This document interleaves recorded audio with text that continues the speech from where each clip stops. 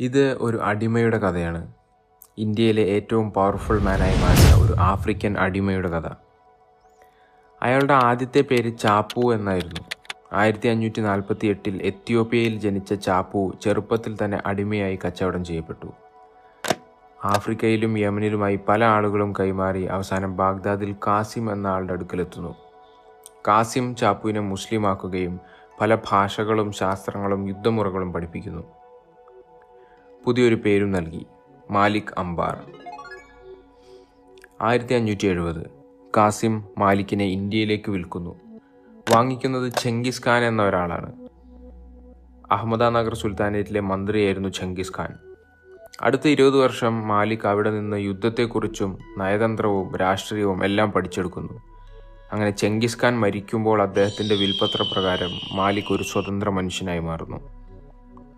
സ്വതന്ത്രനായ മാലിക് സ്വന്തമായി ഒരു 150ഓളം യോദ്ധാക്കളെ വെച്ച് ചെറിയൊരു ആർമി ഉണ്ടാക്കി പല സ്ഥലങ്ങളിലും പല യുദ്ധങ്ങളിലും പങ്കെടുത്തു പോന്നു. അങ്ങനെ വർഷം 1600 ആവുമ്പോഴേക്കും അയാളുടെ സൈന്യം വളർന്ന് 50,000 ആളുകളെത്തുന്നു. അഹമ്മദാനഗറിലെ തന്നെ വലിയൊരു ശക്തിയായി മാറി മാലിക് അംബാറും സൈന്യവും. സുൽത്താനേറ്റിലെ പല പ്രധാന കാര്യങ്ങളിലും സുൽത്താനെ തീരുമാനങ്ങളെടുക്കാൻ സഹായിച്ചിരുന്നതും സുൽത്താനേറ്റിൻ്റെ യഥാർത്ഥ കരുത്തും മാലിക് അംബാർ തന്നെയായിരുന്നു. മുഗൾ സാമ്രാജ്യത്തിൽ നിന്നുള്ള സ്ഥിരം ആക്രമണങ്ങളെ ചെറുത്തു നിർത്തിയത് മാലിക്കിൻ്റെ പട്ടാളമാണ്. മുഗൾ സാമ്രാജ്യം അവരുടെ വളർച്ചയുടെ പീക്കിൽ എത്തി നിൽക്കുന്ന ടൈമിലാണ് അക്ബറും ജഹാംഗീറുമൊക്കെ അഹമ്മദാനഗർ പിടിച്ചെടുക്കാൻ സൈന്യത്തെ അയച്ചുകൊണ്ടിരുന്നത്. എന്നാൽ എല്ലാവരെയും മാലിക് അംബാർ തുരത്തി ഓടിച്ചുകൊണ്ടിരുന്നു. 1610 ആയപ്പോഴേക്കും മുഗളന്മാരെ മാലിക് അഹമ്മദാനഗറിൽ നിന്നും പുറത്താക്കുന്നു.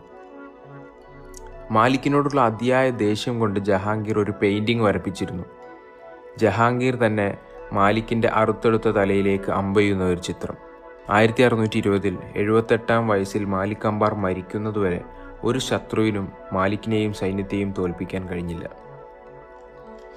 അങ്ങനെ ചെറുപ്രായത്തിൽ തന്നെ വിലപേശി വിൽക്കപ്പെട്ട ഒരു അടിമ ഇന്ത്യയിലെ തന്നെ ഏറ്റവും ശക്തനായ മനുഷ്യരിൽ ഒരാളായി മുഗൾ സാമ്രാജ്യത്തെ വിറപ്പിച്ച് ജീവിച്ച് മരിച്ചു.